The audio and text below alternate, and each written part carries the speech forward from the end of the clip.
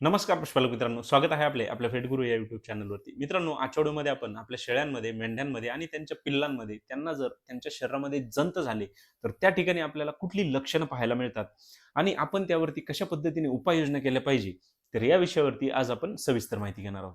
मित्रांनो, आपण जर आपल्या गोठ्यामध्ये शेळी, मेंढी संगोपन त्या ठिकाणी करत असाल, आजचा व्हिडिओ खास आपल्यासाठी आहे. त्यामुळे आजचा जो काही व्हिडिओ आहे तो आपण पूर्ण पहा. आपल्याला त्या ठिकाणी नक्कीच चांगले फायदे या व्हिडिओच्या माध्यमातून पाहायला मिळतील. मित्रांनो, व्हिडिओला सुरुवात करण्याआधी आपल्याला एक विनंती आहे. आपण जर चॅनलवरती नवीन असाल तर चॅनलला सबस्क्राईब करा. आपल्याला जर व्हिडिओ आवडला तर व्हिडिओला लाईक करा आणि आपले जे पशुपालक मित्र आहेत त्यांना देखील व्हिडिओ नक्की शेअर करा. मित्रांनो, आपल्याला आपल्या शेळ्यांमध्ये, मेंढ्यांमध्ये आणि त्यांच्या पिल्लांमध्ये जर जंत झाले तर त्या ठिकाणी अनेक प्रकारची जी काही ठळक लक्षणं आहेत तर ती पाहायला मिळत असतात. तर यामध्ये मित्रांनो, आता आपण पाहूया की आपल्याला कुठली लक्षणं ही पाहायला मिळतात. तर मित्रांनो, यामधील सर्वात जे काही पहिले लक्षण आहे तर ते म्हणजे आपल्या शेळ्यांमध्ये, मेंढ्यांमध्ये आणि त्यांच्या पिल्लांमध्ये त्यांची जी काही वाढ आहे तर ती आपल्याला योग्य प्रकारे त्या ठिकाणी अजिबात झालेली पाहायला मिळत नाही. आपण त्यांना चांगल्या क्वालिटीचा चारा देत असाल, खुराक देत असाल, सप्लिमेंट देत असाल, तरीही त्यांच्यामध्ये त्यांची वाढ जी आहे तर ती थांबलेलीच आपल्याला पाहायला मिळते. त्यांच्यामध्ये त्यांच्या वजनाची जी काही वाढ आहे तर ती त्या ठिकाणी होताना आपल्याला पाहायला मिळत नाही. तर यांसारखी लक्षणे आपल्याला जर आपल्या या पशूंमध्ये दिसली तर त्या ठिकाणी आपण समजून घ्यायचे की यांच्यामध्ये आपल्याला जंताचा प्रादुर्भाव त्या ठिकाणी झालेला आहे आणि त्यावरती आपण त्वरित उपचार करणे हे खूप गरजेचे आहे. मित्रांनो, पुढील जे काही लक्षण आहे तर ते म्हणजे आपल्या या पशूंमध्ये त्यांना त्यांची जी काही भूक आहे तर ती भूक त्या ठिकाणी कमी झालेली आपल्याला पाहायला मिळू शकते. यामध्ये मग आपण त्यांना चांगल्या क्वालिटीचा चारा असेल, खुराक असेल किंवा सप्लिमेंट्स असतील, ते जरी देत असाल तरीही त्यांची भूक वाढत नसेल, तर त्या ठिकाणी सुद्धा आपण समजून घेतले पाहिजे की आपल्या या पशूंमध्ये त्यांना जंत झालेले आहेत आणि त्यावरती आपण त्वरित उपचार करणे हे खूप गरजेचे आहे. मित्रांनो, पुढील जे काही लक्षण आहे तर ते म्हणजे आपल्याला आपल्या या शेळ्यांमध्ये, मेंढ्यांमध्ये किंवा त्यांच्या पिल्लांमध्ये त्यांच्या पोटासंबंधित जेवढे काही आजार आहेत तर ते त्यांच्यामध्ये आपल्याला पाहायला मिळू शकतात. यामध्ये त्यांचे जे काही पचन आहे तर ते पचन त्या ठिकाणी बिघडलेले आपल्याला पाहायला मिळू शकते. आपल्याला आपल्या या पशूंमध्ये त्यांना वारंवार जुलाब होण्याच्या समस्या त्या ठिकाणी पाहायला मिळू शकतात किंवा आपल्या या पशूंमध्ये त्यांना पोटफुगीसारख्या त्या ठिकाणी समस्या आपल्याला पाहायला मिळू शकतात किंवा मित्रांनो, आपल्याला या आपल्या शेळ्यामध्ये, मेंढ्यांमध्ये किंवा पिल्लांमध्ये त्यांचे जे काही पोट आहे तर ते पोट सुटण्याच्या देखील समस्या त्या ठिकाणी आपल्याला पाहायला मिळू शकतात.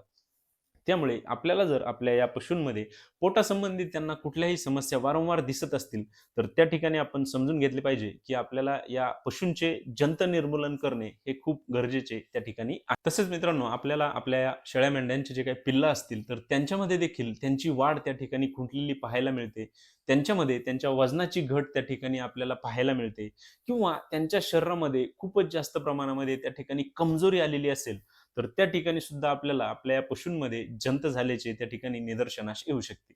किंवा खास करून आपल्याला आपल्या या लहान पिल्लांमध्ये त्यांना जर वारंवार जुलाब होत असतील, त्यांच्या जुलाबाचा त्या ठिकाणी वास येत असेल किंवा त्यांच्यामध्ये पांढरे जुलाब असतील किंवा पिवळसर जुलाब असतील, यांसारखी लक्षणं जरी आपल्याला त्या ठिकाणी दिसत असतील, तर त्या ठिकाणी सुद्धा आपल्याला त्यांच्या शरीरामध्ये जंत झाल्याची लक्षणं त्या ठिकाणी पाहायला मिळत असतात. त्यामुळे त्यांच्यावरही आपण जर त्या ठिकाणी त्वरित उपचार नाही केले, तर त्यामध्ये त्यांचा मृत्यू होण्याचे जे काही चान्सेस असतात, तर ते त्या ठिकाणी खूप जास्त प्रमाणात असतात. त्यामुळे खास करून आपले जे लहान पिल्लं आहेत, तर त्यांच्यामध्ये आपण त्यांना जे काही जंत निर्मूलनाचे औषध येतात, तर त्यांचा वापर करणे हे खूप त्या ठिकाणी गरजेचे आपल्याला पाहायला मिळते. त्यासोबतच मित्रांनो, आपल्याला आपल्या या शेळी मेंढींमध्ये किंवा पिल्लांमध्ये जर जास्त प्रमाणामध्ये त्या ठिकाणी जंत झालेले असतील, तर त्यांची जी काही त्वचा आहे, तर ती निस्तेज झालेली आपल्याला पाहायला मिळते. त्यांच्या त्वचेवरती आपल्याला त्या ठिकाणी कुठल्याही प्रकारची चमक त्या ठिकाणी पाहायला मिळत नाही किंवा त्यांचे जे काही केस आहेत, तर ते एकदम रुक्ष झालेले आपल्याला पाहायला मिळत असतात. तसेच बऱ्याच वेळा आपल्याला आपल्या या शेळ्यांमध्ये किंवा मेंढ्यांमध्ये किंवा त्यांच्या पिल्लांमध्ये त्यांना जर जुलाब होत असतील, तर त्या जुलाबासोबत रक्त येताना देखील त्या ठिकाणी पाहायला मिळू शकते. तर यांसारखी लक्षणं देखील आपल्याला आपल्या पशूंमध्ये ज्यावेळेस त्यांच्या शरीरामध्ये जंत होतात, तर त्या ठिकाणी पाहायला मिळत असतात. तसेच मित्रांनो, आपल्याला जर आपल्या या पशूंमध्ये जंत जर झालेले असतील, तर काही वेळा आपल्याला त्यांच्या डोळ्यामध्ये देखील त्या ठिकाणी जंत पाहायला मिळू शकतात किंवा त्यांच्या डोळ्यामधून सतत त्या ठिकाणी पाणी आपल्याला गळताना पाहायला मिळू शकते. त्यांच्या डोळ्याचे जे काही तेज आहे, तर ते देखील कमी झालेले आपल्याला त्या ठिकाणी या जंताच्या प्रादुर्भावामुळे पाहायला मिळू शकते. त्यासोबतच मित्रांनो, बऱ्याच वेळा आपल्याला या पशूंमध्ये त्यांना सर्दी असेल किंवा खोकला असेल किंवा त्यांना श्वास घेण्यासाठी त्या ठिकाणी अडचणी असतील, तर त्या देखील पाहायला मिळू शकतात. यामुळे सुद्धा आपण त्यांना समजू शकतो, की त्यांच्या शरीरामध्ये त्या ठिकाणी जंत झालेले आहेत आणि त्यावरती आपण त्वरित उपचार करणे हे खूप गरजेचे आहे. तसंच मित्रांनो, आपल्याला जर आपल्या शेळ्यांमध्ये किंवा मेंढ्यांमध्ये त्यांना जर गर्भधारणा होण्यासाठी अडचणी येत असतील, तर त्या ठिकाणी सुद्धा आपल्या या पशूंमध्ये त्यांना जंत झाल्याचे त्या ठिकाणी आपल्याला पाहायला मिळू शकते आणि त्या ठिकाणी सुद्धा आपण त्यांना जंत निर्मूलन करणे हे खूप गरजेचे आहे, की त्यामुळे त्यांना त्यांचे गर्भधारणा करण्यासाठी त्या ठिकाणी फायदा होऊ शकतो. किंवा आपल्या जर दूध देणाऱ्या शेळ्या असतील, तर त्यांच्यामध्ये जर त्यांचे दुधाचे उत्पादन त्या ठिकाणी वाढत नसेल, तर त्या ठिकाणी सुद्धा त्यांना जंत निर्मूलन करणे हे खूप गरजेचे त्या ठिकाणी आपल्याला पाहायला मिळू शकते.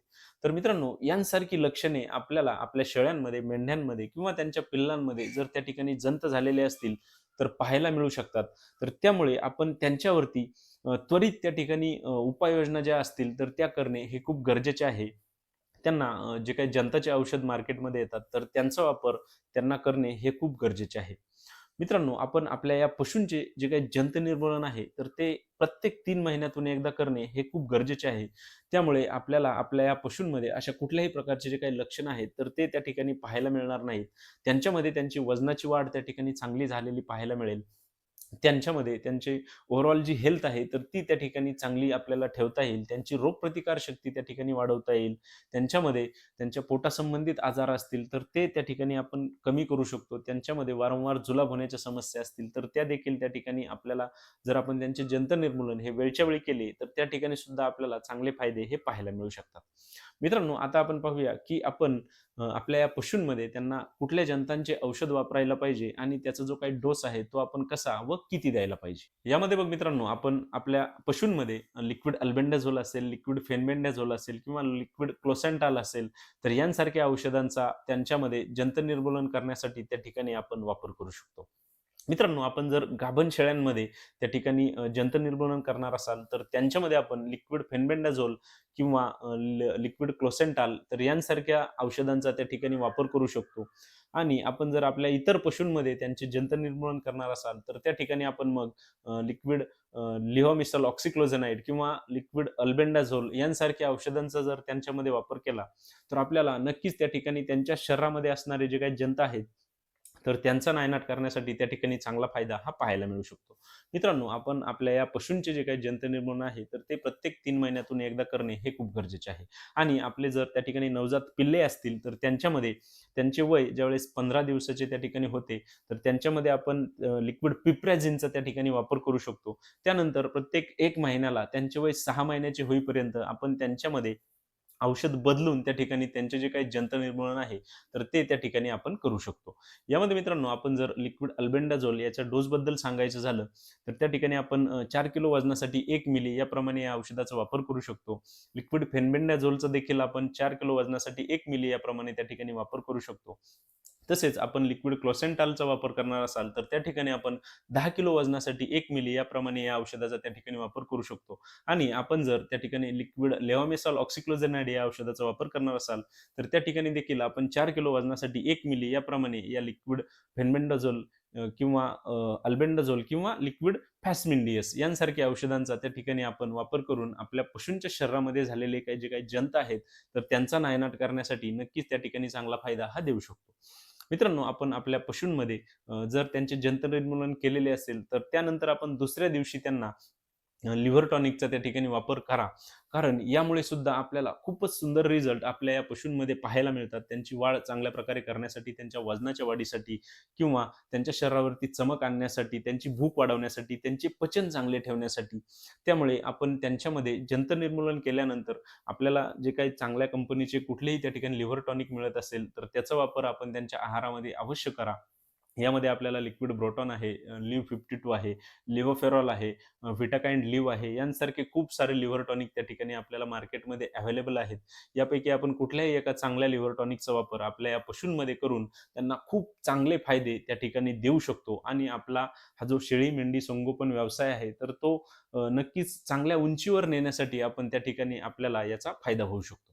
मित्रांनो, आजच्या व्हिडिओमध्ये आपण आपल्या शेळ्यांमध्ये, मेंढ्यांमध्ये किंवा त्यांच्या पिल्लांमध्ये ज्यावेळेस त्यांना जंत होतात, तर त्या ठिकाणी आपल्याला कुठली लक्षणं पाहायला मिळतात, आपण त्यावरती कशा पद्धतीने उपाययोजना केल्या पाहिजे, तर या विषयावरती सविस्तर माहिती घेतलेली आहे. मित्रांनो, आपल्याला जर आजचा व्हिडिओ आवडला असेल, तर व्हिडिओला लाईक करा. आपण जर चॅनलवरती नवीन असाल, तर चॅनलला सबस्क्राईब करा आणि आपल्याला जर कुठल्याही प्रकारच्या शंका असतील, तर कमेंट बॉक्समध्ये मला नक्की कळवा. धन्यवाद.